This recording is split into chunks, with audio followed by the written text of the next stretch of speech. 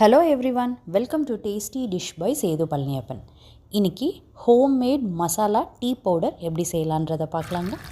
இந்த மசாலா பவுடர் சேர்த்து டீ செய்யும்போது டீ நல்லா ஃப்ளேவர்ஃபுல்லாக இருக்குங்க.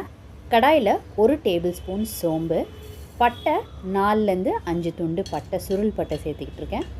சுக்கு 2 பீஸ் எடுத்துருக்கிறேன், அதை இடிச்சிட்டு சேர்த்துக்கோங்க. மிளகு 1/2 டேபிள் ஸ்பூனு, கிராம்பு 1/4 டேபிள் ஸ்பூன் போதுமானதாக இருக்கும். ஏலக்காய் ஒரு 20 ஏலக்காய் சேர்த்துக்கிட்டுருக்கேன்.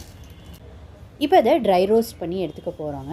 மீடியம் ஹீட்டில் கை பொறுக்கிற சூடு வர அளவுக்கு ரோஸ்ட் பண்ணி எடுத்துக்கோங்க. சோம்பு சேர்த்துருக்கிறது ஆப்ஷனல் தான், நீங்கள் விருப்பப்பட்டால் சேர்த்துக்கோங்க. கிராம்பு சேர்க்கும் போது அளவு பார்த்து சேர்த்துக்கோங்க, ஜாஸ்தி சேர்த்துற வேணாம். எல்லாம் நல்லா வறுபட்டுருச்சுங்க. வறுபட்டு நல்ல வாசனை வருது. இதை கையில் எடுத்து பார்த்திங்கன்னா கை பொறுக்கிற சூடு இருக்கணுங்க. எல்லா பொருளும் நல்லா கை பொறுக்கிற சூடு வந்துடுச்சு. இப்போ இதை வேறு பிளேட்டுக்கு கொட்டி ஆற வச்சுக்கலாங்க. இது எல்லாத்தையும் ஒரு மிக்ஸி ஜாரில் சேர்த்துக்கிட்டு ஃபைன் பவுடராக அரைச்சி எடுத்துக்கிட்டாச்சுங்க. ரொம்ப சூப்பராக ஒரு அருமையான ஹோம்மேட் மசாலா டீ பவுடர் அரைச்சி எடுத்துக்கிட்டாச்சு.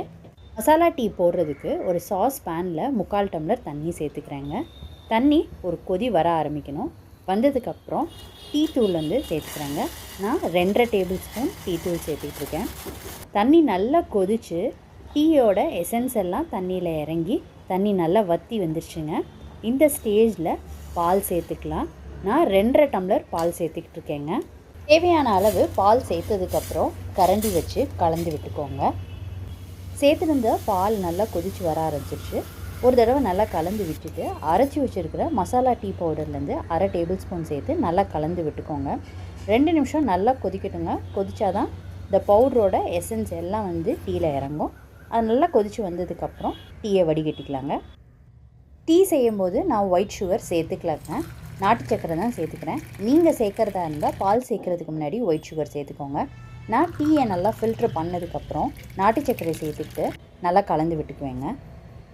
ஒரு அருமையான ஹோம்மேட் மசாலா டீ பவுடர் வச்சு ஒரு சூப்பரான டீ ரெடி பண்ணியாச்சுங்க. நீங்களும் இந்த ரெசிபி கண்டிப்பாக ட்ரை பண்ணி பாருங்கள்.